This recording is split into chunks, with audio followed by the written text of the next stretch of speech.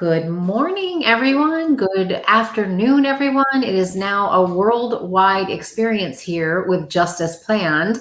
So I am broadcasting today with a friend, a colleague, an amazing wedding industry expert, Lucy Bennett. How are you, Lucy? I'm really good. Thank you. I'm so excited that you are guest hosting with me for Just as Planned, where we are reaching out to brides and grooms across the world and just giving them information and tools to help them plan their weddings. And so for you, I know so much about you, but let's share everything with our guests here. So tell me, name of your business and where you are. So my business is called the Boutique Wedding Co. You can find us online by searching Boutique Weddings in Spain. And I'm based in Spain, as the name tells you. I love it. So someone looking to do a destination wedding in Spain, you can reach out to Lucy. She is the expert in the area. How long have you been doing weddings, Lucy? Wow, I've worked in the wedding industry since 2006, so really long time. I've been planning weddings because before I was a photographer, planning weddings since 2014 here in Spain. I forgot you were a photographer first, and then you Yeah. planning. I'm a woman of many skills, as my clients get to see on the wedding days. Like literally, I have many skills.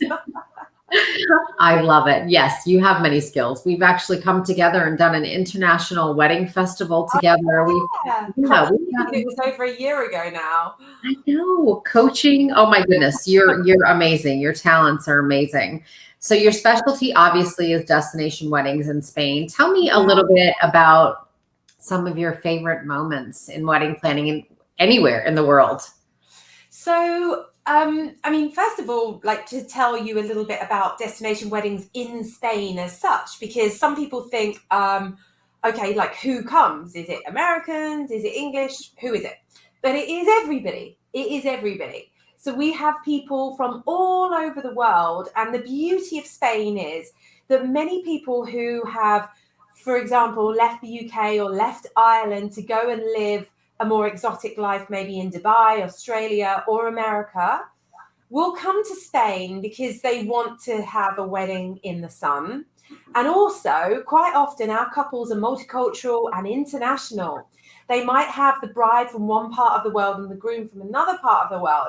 And Spain just happens to be a nice neutral place where they can come and celebrate their wedding. So, for example, today I'm having a call later with a couple who are booked for 2022, and he is from Ireland, she is from the US, and they are moving to to London together. So this is kind of like the international kind of logistics of what the wedding people are like who come to Spain to get married. You know, it's truly international.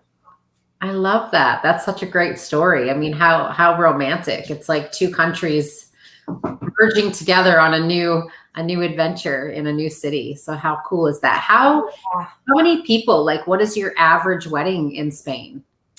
It depends. It could be 20 people up to like 200 or 300. I haven't really seen more than 200 personally, because we don't tend to do large weddings. We are boutique weddings. So our weddings tend to be the smaller sizes, like 80, 100, 150, you know, that kind of size. Those bigger weddings tend to be other wedding planners that want to look after that kind of thing. For me, it's more about the boutique thing. But you'll be surprised at how many guests travel from across the world to come to Spain for their, for the couple, for the people that they love. So it's amazing. I love that. And how far like is from the airport? If people are coming into you and you're working with them, like your destination locations, how far is travel for them? So for us, the Boutique Wedding Co., we work in only Andalucía. We don't work across Spain. The reason that we do that is that decor is very important to us. So we like to be within a 3-hour drive of our home location or office location, which is in our home, like most wedding planners. Throughout Andalucía, we've got Granada, Seville, Jerez, Gibraltar, which is actually obviously part of the UK, but it's in southern Spain, and Malaga airports. So we have got 5 airports. Wow. that are really easy international connections to Madrid, or Malaga, Seville, and Jerez all have direct flights from the UK and Ireland as well. But if people are coming internationally from Australia, from America, from Dubai, they can come into Madrid and really easily, literally, little walk, jump on the next flight down to Seville, down to Jerez, or down to Malaga. And it's so comfortable. It really is. You don't have to leave the airport. You literally, little walk along. I actually really enjoy the transfer through Madrid airport. I usually have a nice sushi lunch, get a Starbucks, all the things that I miss out on living in the deep south of Spain. I understand that. I find myself often lost when I'm going through Heathrow. I love that airport so much. I think I could just spend like a weekend in the airport. Completely. I don't know what it is about us wedding planners, but we love an airport. Oh, it's crazy. But it is so fun to welcome people to like your home area, like to share with them. You know, people pick locations sometimes that they've never even visited. Yeah, And so it's awesome. I've been a destination planner as well for years, as you know, and I always loved sharing the things that people had no idea about. And it always felt so easy for me. But when you welcome these people, it's just really cool to share everything and share your knowledge and all the locations. And you do that as well. So if we have brides and grooms watching, you actually do like a site visit with them. They can come and visit first. You can show them all of the places. How does that work? Yeah, so they come. I mean, generally, when it's 50-50 really, whether people book a venue without seeing it in person or not. It was really weird. Before COVID, we got to the point where no one would come anymore. Before, they'd just come for the tasting, come and visit the venue. They'd book it online with us. But after COVID, I think people lost trust in everything a little bit. So now everyone wants to come and see the venue before they book it. So then they have to have another trip for the tasting, you know. But we love it. They come, we take them to the venue, they'll do their tasting. It might be that they're just coming for the venue choosing trip, in which case we'd go for lunch, and we will always share with them some of the delicacies of Spanish cuisine that they just will never find without really knowing. So I know people who've lived in Andalucía for 20 years and haven't experienced some of the incredible food that I experience because I live with a Spaniard, you know, because I'm with somebody who culturally he's very into the Spanish food and the lifestyle. So, you know, if somebody phones my house between 4 p.m. and 6 p.m., it's like, seriously? Siesta time? What do they think they're doing? So we're very Spanish in my house, and we love to share that with our clients as well, you know, showing them all the gorgeous cuts of meat that they will just never find anywhere else other than Andalucía, you know. Oh, that's amazing. I can't wait to visit you. I want to experience all of those culinary delights. And that's the other great thing about destination weddings is that you do have that influence of wherever you're going. And you want to share that with all of your guests because chances are they probably are not going to be getting back to an area like you're in unless they're planning their own personal vacation after the wedding. Yeah, completely. And most people do have a little vacation. They come for, some people think, oh, I'm just going to have like 2 to 3 day wedding. People don't have to commit to more than that. But most people book a holiday and take advantage of the opportunity to really enjoy Andalucía. It's the kind of place where you can hire a car and really drive around to all of the different beautiful cities and just really envelop yourself within the culture and just enjoy it so much. And the great thing about what our company does, the Boutique Wedding Co, is that we really, really stick to the areas that are really authentic. So we try and steer away from, you know, the kind of like chips and eggs of the Costa del Sol and take people to Jerez and Seville, where you really have got like the deeper Spanish culture and they can really enjoy something unique and for one time in a lifetime only. Yes. And so for like, if you've got a group coming in, let's just say, do they choose like a sunset, a sunrise? Is there a time of day that's popular? I know for me, normally it's around sunset. It's probably the same for you. Yeah, definitely. With the heat, it has to be really, because if they want to party and they like to party late when they come to Spain, we really need them to be kind of like an hour into dinner by the time the sun sets, also for photographing at a good time at the end of cocktail.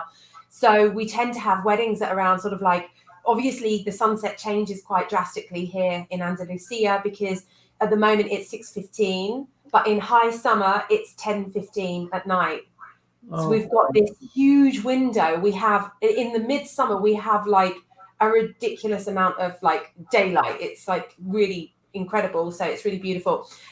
So we tend to have weddings sort of like from around 5 to 7 or 8 p.m., you know, kind of start time. And then the later they start, the later people party. So people here, and this is a massive thing for our US clients, they can party till like 2, 3, 4, 5 a.m. Oh my goodness. And then the other massive thing that we find is that they can hire a venue for like a day or a couple of days for like 10k euros. Whereas in the US and the UK, that's for like, okay, from 12 o'clock midday until 11 p.m. at night, and then you've got to get out. Yeah. Oh, that's amazing. So yeah, if you want that party to continue for days, you need to go visit Lucy. I won't be there all night. And for things happening, do you have festivals in that area that people can tie like wedding weekends to? Like you were just saying, a lot of times people will extend and make a vacation out of it. Are there any certain times of year that you recommend are to stay away from or to actually visit? Yeah, I mean, there's lots of kind of like parties that happen in Spain. I think Spain has got more bank holidays than any other country in the world. As a wedding planner that works with US and UK clients, I never ever take a single one of them. I also don't even take the English one, so I don't get bank holidays anymore. It's just like, it's crazy. But you've got Semana Santa, which is Easter. And this is a massive festival in Andalucía in particular, because Andalucía is very Catholic. So, for example, in Seville, Malaga, well, most big cities, the streets are lined with barriers and chairs for people to sit for hours and hours to watch these Catholic processions with candles, and they're carrying the virgins, and it's all very important in the culture here. Mm-hmm. But it can make it quite busy during Easter, and it can make it more expensive.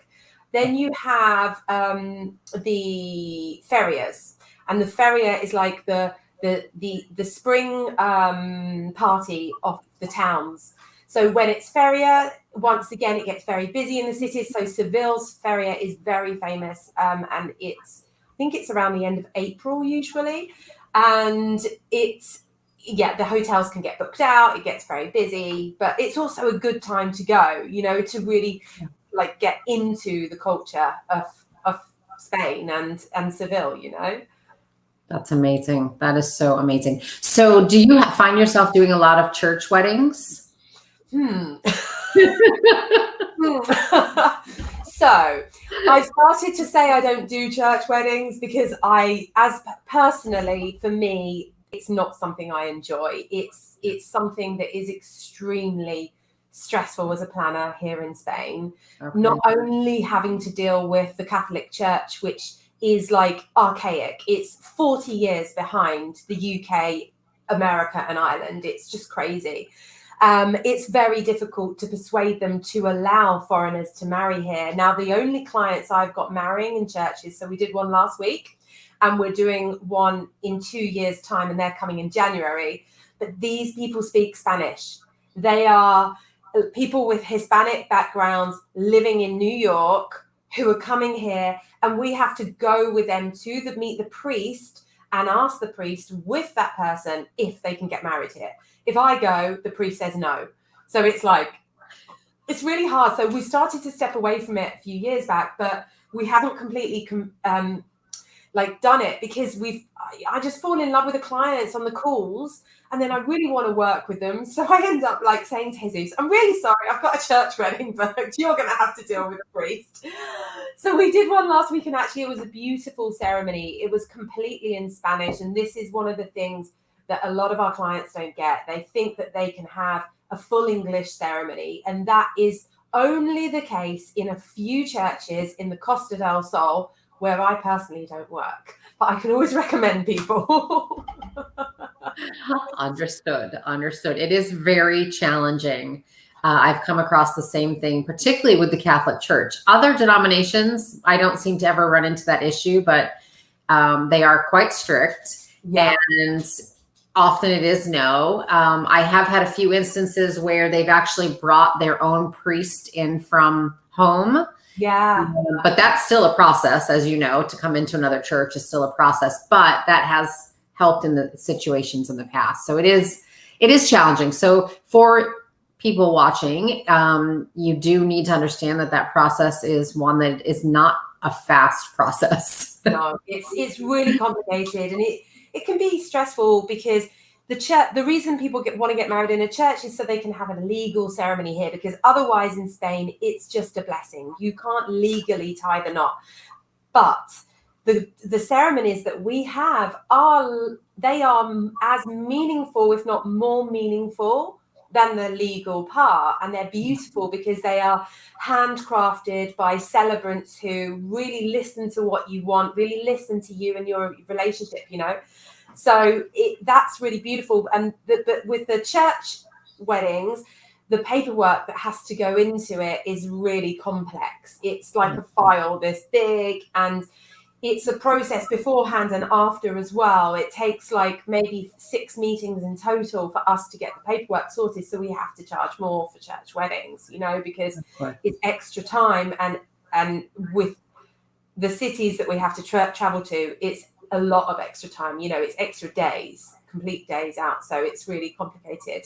So yeah, definitely best to opt for a nice blessing in a beautiful venue, personalized ceremony, all about you.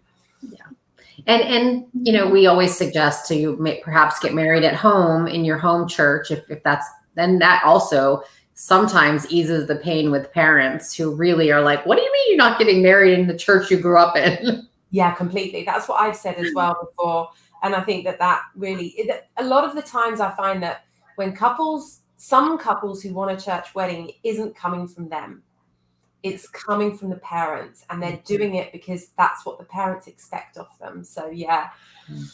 Family tradition, or the grandparents. I find it's a lot about, the grandparents wanting to be present for that. And so that's why a lot of times with destination weddings, grandparents are unable to travel, especially nowadays. Yeah. And so the little small intimate ceremony at home in your home church just makes it easier on the other end, like in Spain or wherever they're choosing to travel to. So that's what we do. We figure things out, right? Yeah. Last week we had an 85-year-old grandma from New Jersey in Seville at the wedding, and I was just like, wow, she's incredible. She could barely walk. That's amazing. I know, unbelievable. All that way for the wedding. Wow. Oh, I love that. What are some of your favorite memories of weddings, or in Spain or anywhere that you've planned?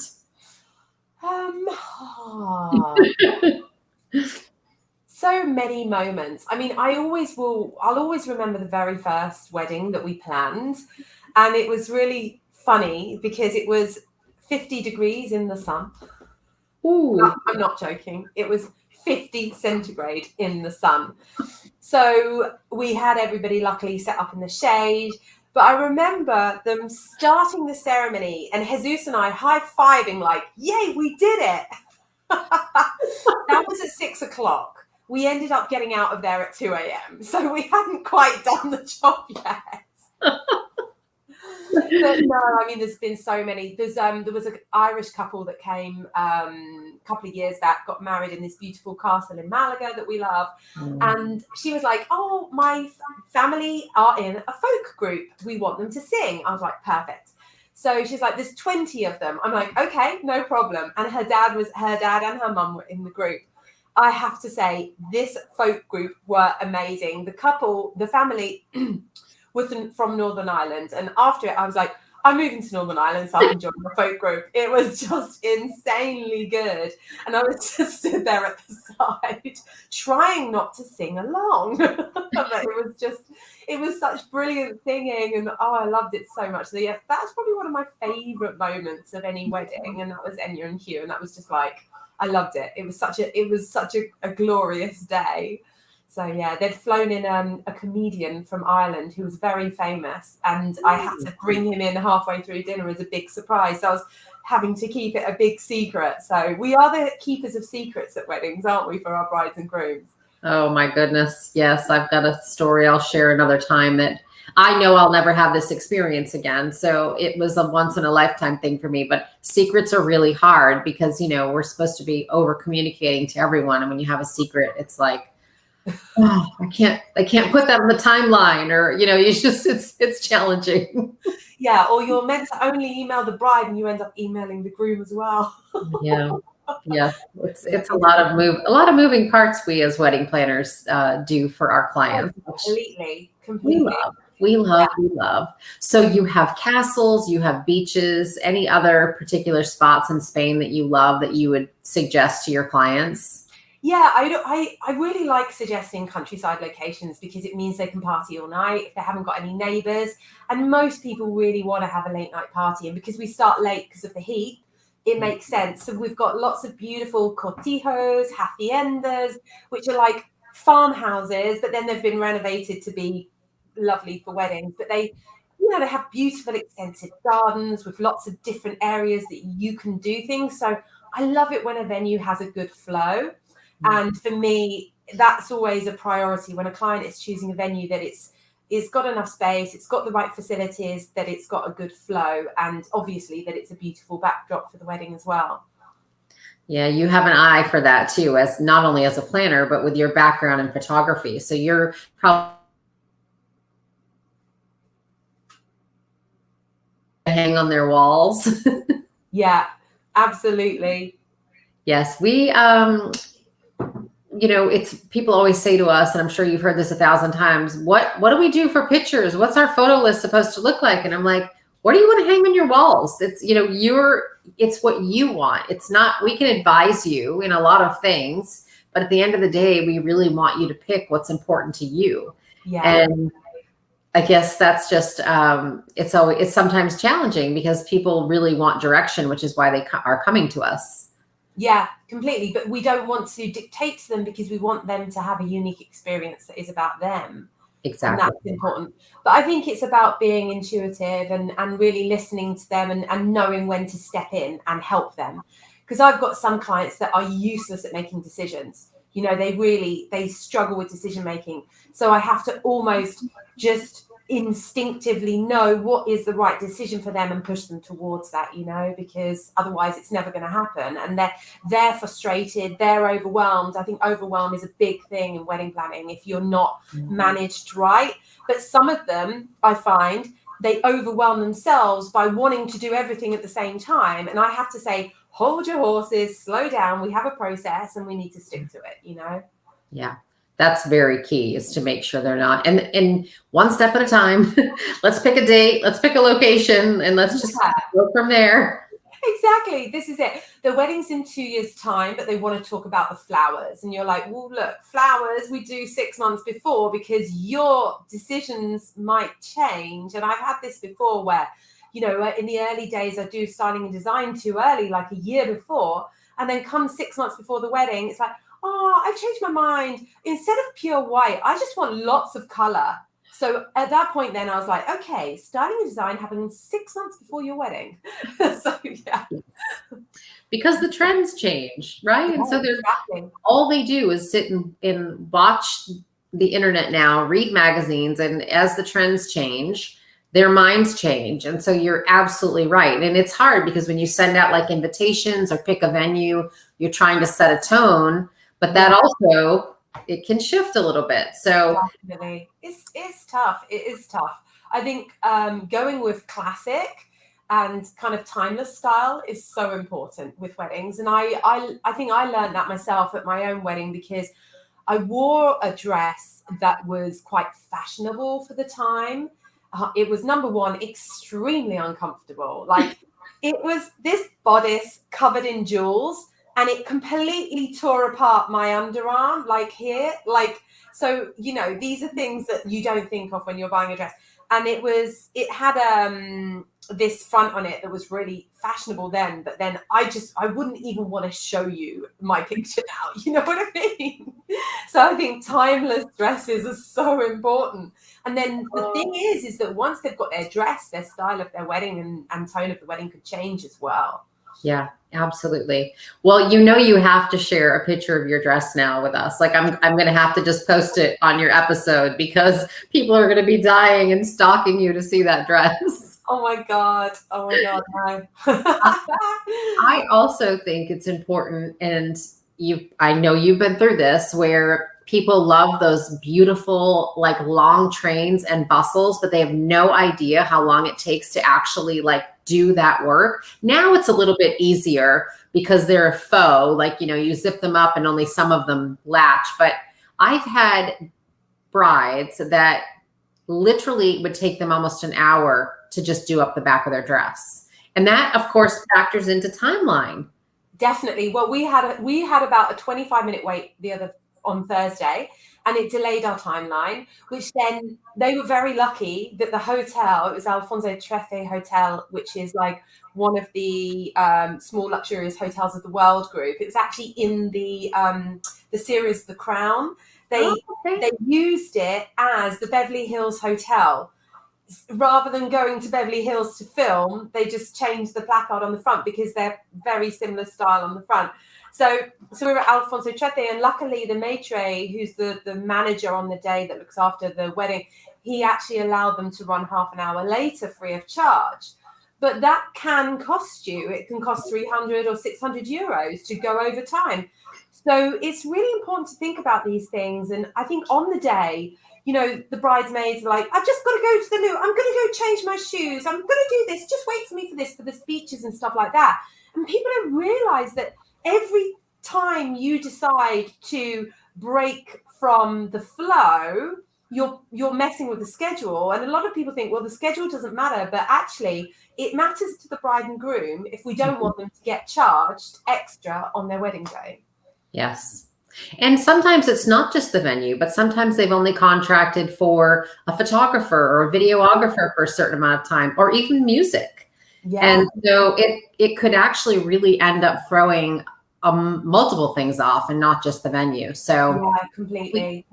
I always tell people, you're not going to like me by the end of the wedding day, because all I'm going to continually do is tell you what to do at a time, because I'm just trying to get you through everything, and so it is hard. We do our very best, but we want them to get everything in that they can have for their day. Yeah, completely. And there is a tendency as well for people to not realize that a flow is very important. And as soon as you spend too much time in one area on a day, it gets to the point where it stagnates a little bit, So we had our bride last week was loving having a picture taken. It was so funny. She was so sweet. She's like, I just love this. And the photographer was like, por favor, sálvame. Because he was taking pictures from the church, like all the way through the church, from the church back to the venue. Then we had a 1 hour break between the church and the cocktail to allow for people to get lost and what happens when you're in a city. So we had that hour. He was taking pictures. And then for the hour and a half of the cocktail, he did not stop taking pictures. Literally, it was like ching, ching, ching. And normally he'll do reportage and then you do photos for the last 30 minutes. But no, it wasn't. It was pose group shots for the whole time. Wow, that's a lot of photos. Yeah, we're going to have a lot of content, which is great. Oh, it's always interesting. And every wedding and every client is unique. And so those of you watching, we really want you to have a great experience. We want to give you everything that you want to have within reason. So it's great. And Lucy, I'm so excited that you were my guest today. And I hope someone out here watching will connect with Lucy and want to get married in Spain. I will tell you that when I do get married, I'm coming to Spain and you're planning my wedding. Can't wait. Oh, and I'm going to come to the US and you're going to do mine. Okay. I love it. I want a destination wedding in Mexico, please. Okay. That's fantastic. And that would be really nice. Tell us, everyone watching, how they can reach out to you and find you. So the best way is by email. I'm pretty useless responding on Instagram on my wedding page for some reason. So my email is lucy@boutiquewedingsinspain.com. So it's pretty simple. You can contact me via the website, which is boutiquewedingsinspain.com, and you can put in a little application there. And I have a system set up so that people get sent a price list of like how much it costs to marry in Spain straight away, so that they can really start to get a picture and a feel for what the planning is and how much things cost here. Because when you're looking at a foreign country, it's even more overwhelming than your own home country, you know, like how much does a photographer cost, how much are flowers, all of those things. So yeah, so they can contact me there. Oh, that's great. Thank you so much. And to everyone watching, we hope everything with your wedding goes just as planned. Thanks, Lucy. Bye-bye. Bye.